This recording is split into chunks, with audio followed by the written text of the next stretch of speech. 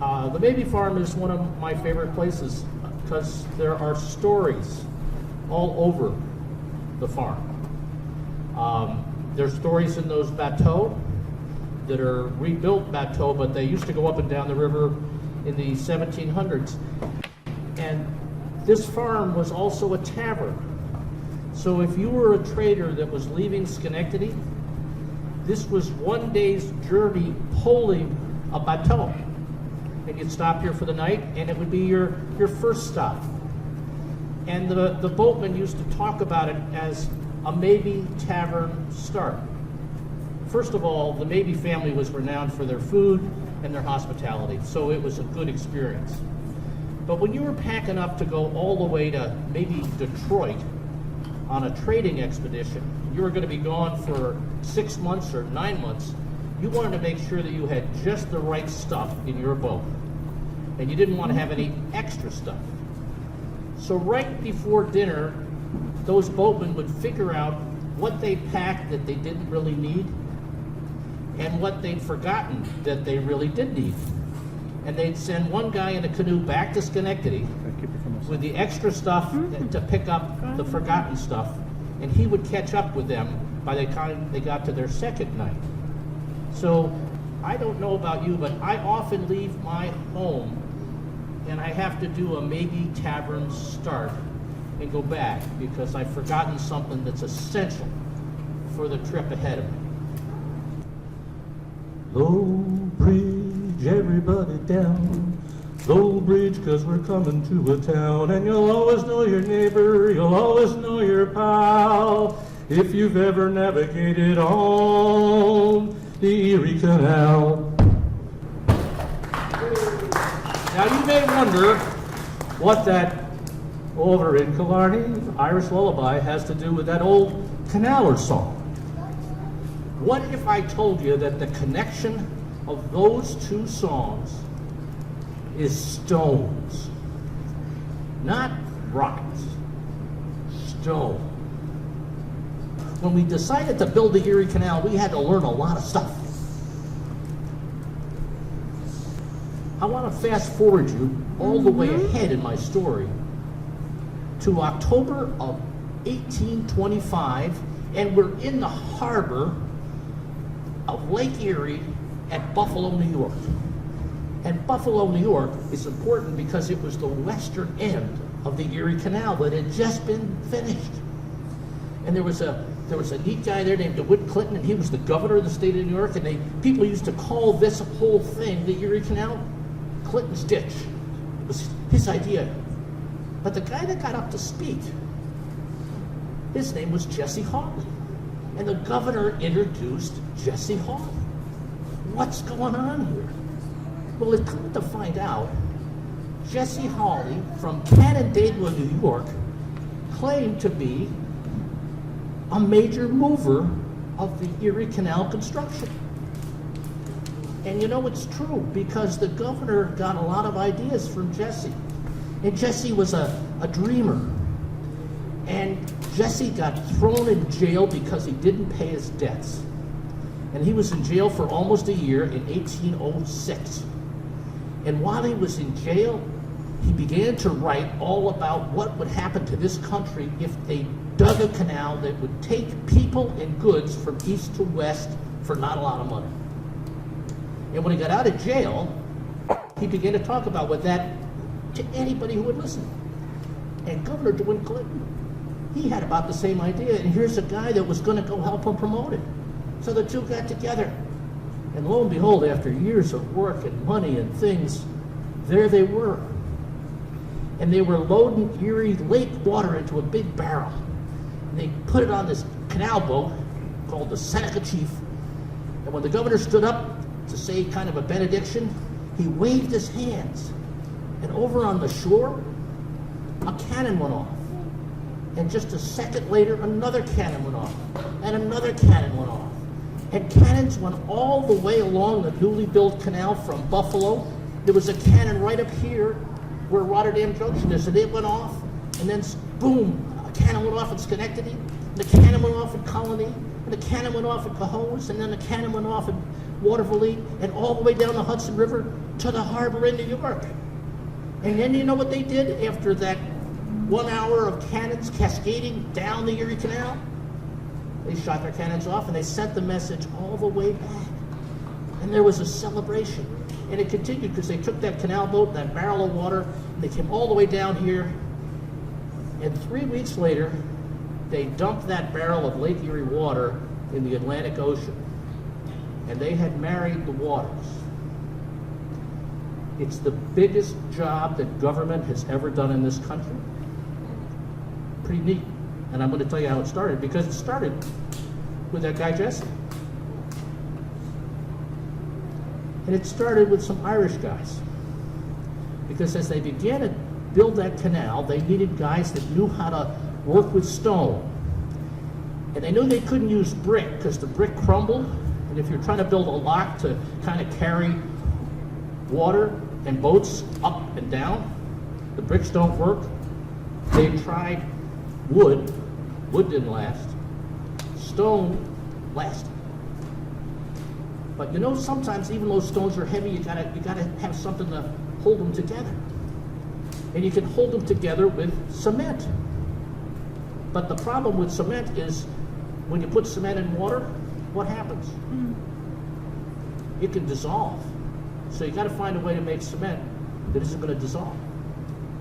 And they did that. That was just one of the few learnings. So people from Ireland came over here and they did two big things. They helped dig the canal. And they helped lay up some of these big blocks that were quarried to make it possible for us to have locks that were going to stay around for a long time. And some of the locks, stones, are still being used in locks on our present-day canal.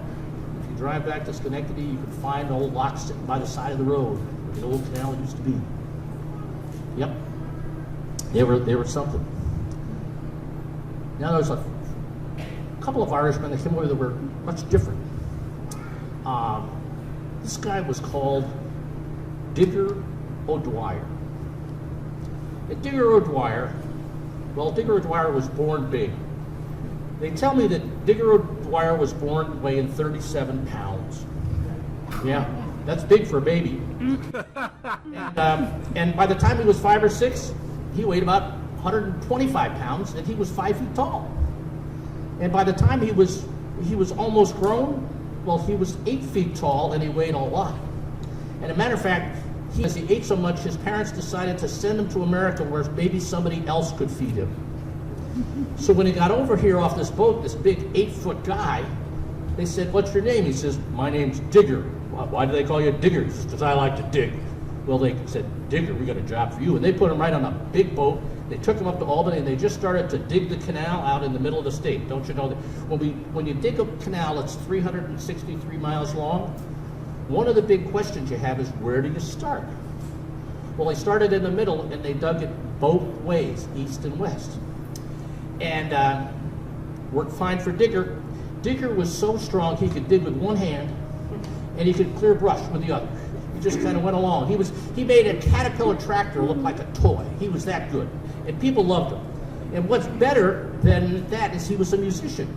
He had a little tin penny whistle, and he could play all those Irish melodies, like he could sing, and he could play the whistle. And people used to like to just hang out with him because he made them feel good. Except if he got rambunctious with his whistle and blew it too hard, well, people had a hard time sitting around him because you could get blown away by him just blowing his whistle.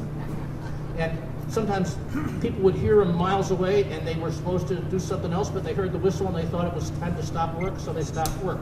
So they had to control Digger. And the canal moved west, and there was a real problem with the Montezuma Swamp. It's a big piece of swampy land at the end of Cayuga Lake. Yeah. And so Digger, instead of kind of hauling brush, he kind of protected people with one arm while the rest of his guys, they could dig the canal and do all that kind of stuff. And it worked out pretty well until he saw this one big tree, and his buddies were having a hard time with it. So Digger says, "Just let me have at it." So he goes over, he takes this big tree in this one hand, and he yanks it, and he pulls it, and he pulls it, and pow! Up it comes.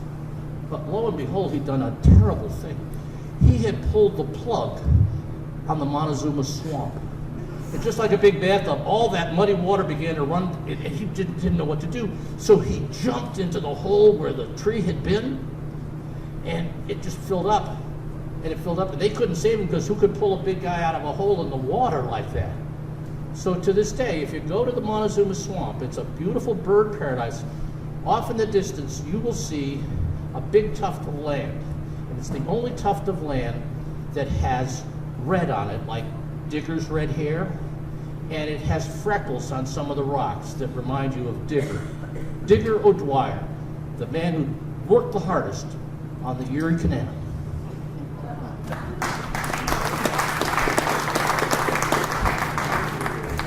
Not unlike our NASA space shot, the Erie Canal generated a lot of learning.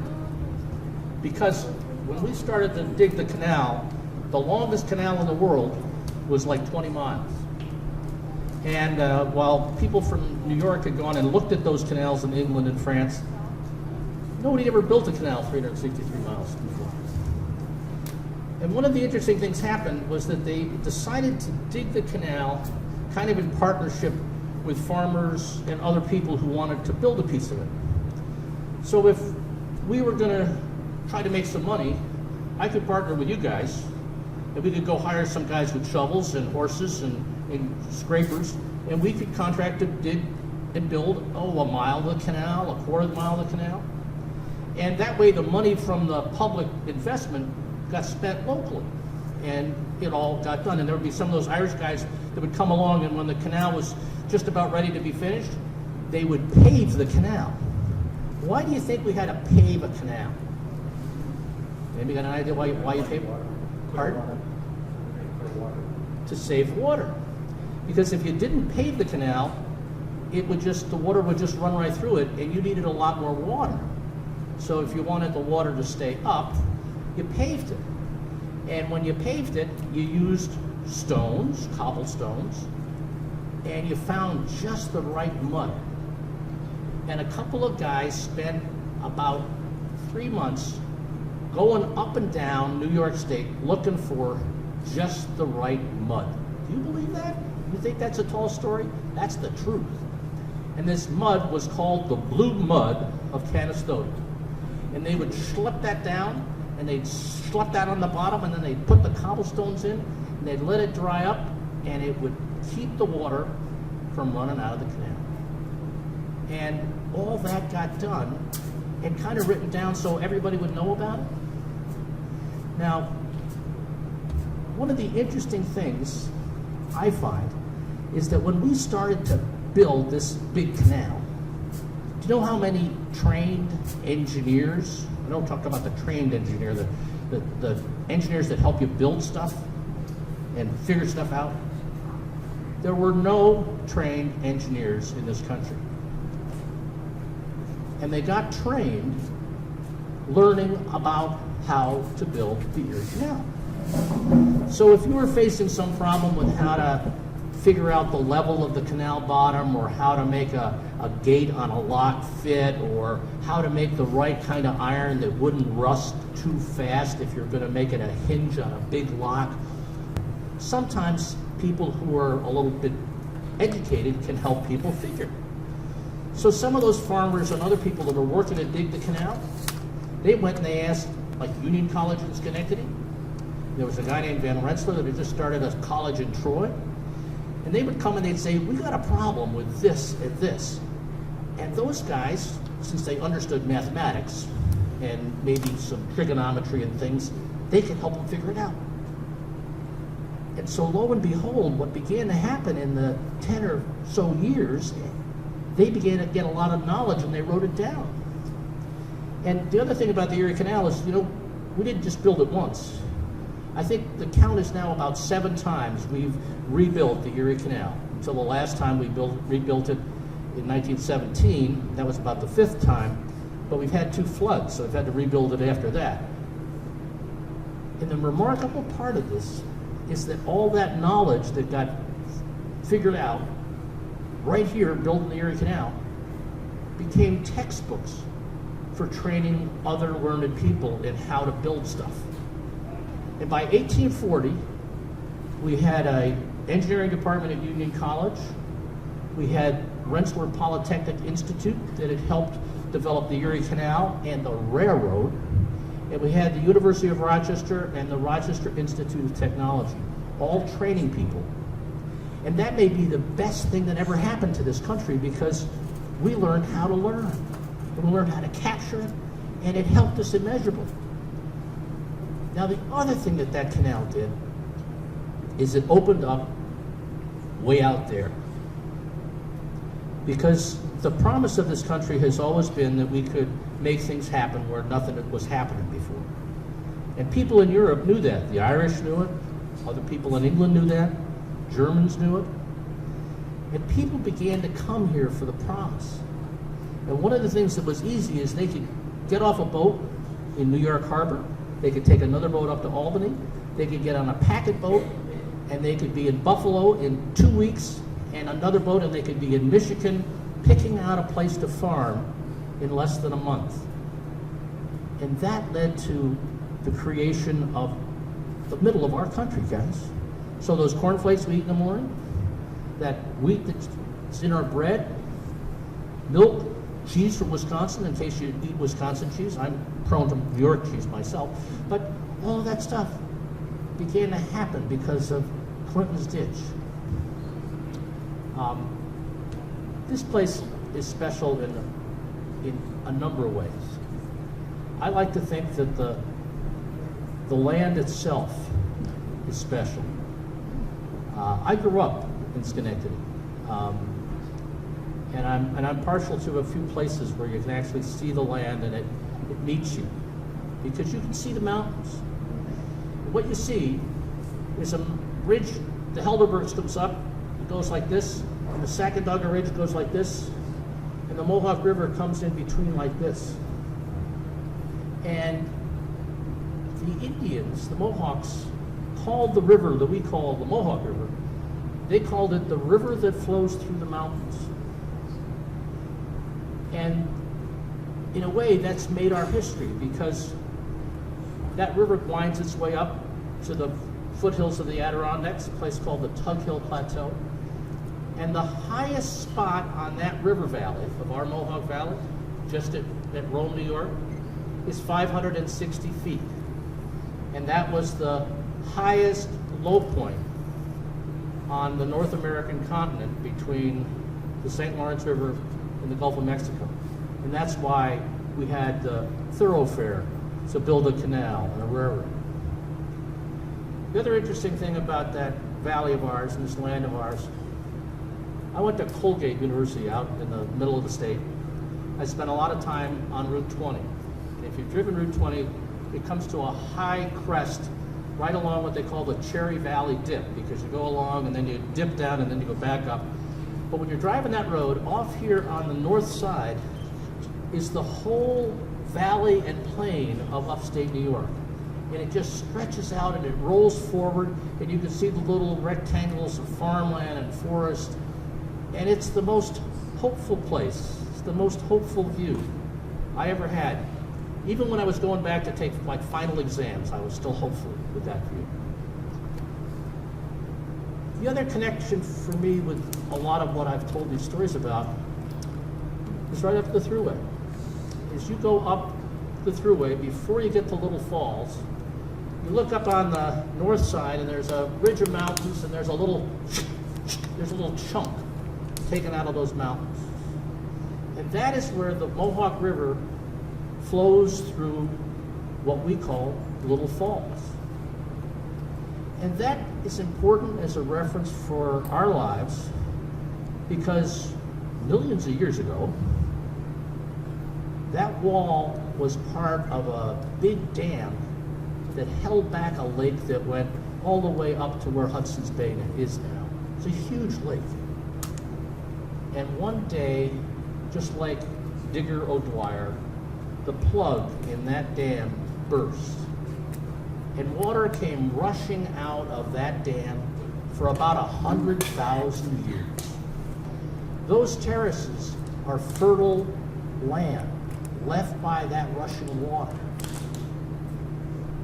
And so what we were left with was not only a a water route west, we were left with some of the most fertile land in the whole country.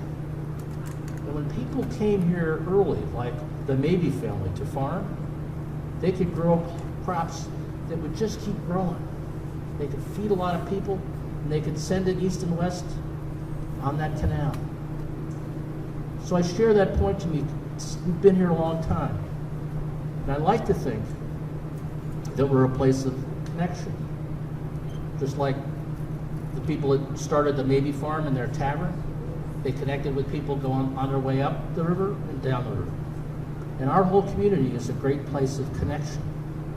And I would leave you with that story. I have one more story of, I've kind of said it here on the Mabee Farm because I think it's the place to tell this kind of story. It's a story about Jacob Mabee. And he was the second Mabee to be on this farm. And he built the house, he helped his father build the barn and all that stuff. But he loved it. But he was getting old. And he knew he was going to die, so he said to his sons, he says, I think I'm going to pass. Bring me out of the house and set my blanket down here and let me listen to the Mohawk go by and let me move on to my hereafter reward. Well, that's exactly what they did. And as he stretched out on that blanket and his life eased away, he reached into the soil and he grabbed a handful. And when he came to, he was right at the pearly gates. And there was St. Peter. He said, Jacob, maybe, well, you're on the book for today. You must be clairvoyant. I didn't even have to send an angel down to escort you. This is really nice. And we have a place at the table for you right here in heaven. We've been waiting for you. Welcome. So he starts to go into heaven, and St. Peter says, whoops, not so fast. You know, you can't come to heaven with anything from down there. You got to let that go. He says, oh, you don't understand. I'm Jacob Mabee. This is soil from my farm in the Mohawk Valley. Why, I brought this with me because I don't ever want to forget it. Well, you can forget it or not forget it, but you're not getting into heaven with your hands full of dirt. So he was a stubborn Dutchman. So he sits there down, St. Peter. Pretty soon, the Lord kind of goes by. He says, what's going on with Jacob? He says, well, he won't let go of his dirt. He's back home. So God goes over and talks to him. He says, hey, we got all set. I'm here to welcome you. He says, no. So they go, and a week later, and weeks go by fast, so it might have been a year later, the executive committee of heaven is having a meeting. He says, what are we going to do about Jacob? He's still sitting out there with his hands full of dirt. He says, well, I think I can get him. So this time, God, being very kind of multitasking, he dresses up like a hunter. He goes out there, he's got his buckskins and his musket. He says, hey, Jacob, good to see you. You know, all the boys were up at the old camp. We got some grub and we got some rum and we're gonna have a good time. We're gonna take some deer home, put them in the cellar. It'll be really good. No, I'd love to go, but I can't go in with you because I got this dirt. I'm not gonna let the dirt down. They don't know what to do. But everybody's going by, and Jacob's having an okay time. A couple of 100 years go by. He's just sitting there. Finally, they get an idea. The executive committee, they send out this little girl. And Jacob knows that this is a granddaughter that he never saw when he was alive.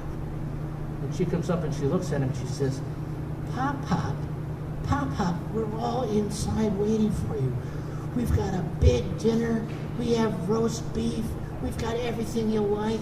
We're just all waiting for you. Won't you come in? And he's looking at this beautiful granddaughter, and his heart melts, just melts. And he stands up, and she says, Pop, take my hand. And he goes, and he takes the hand, and the dust that's been the topsoil from the Mohawk Valley just kind of flows, and he flicks his hands like this, and she says, hold my other hand, let's dance into heaven. So he does the same thing, and he grabs her hands, and they start to skip, and they go around, and they dance right by St. Peter, who salutes as they go by.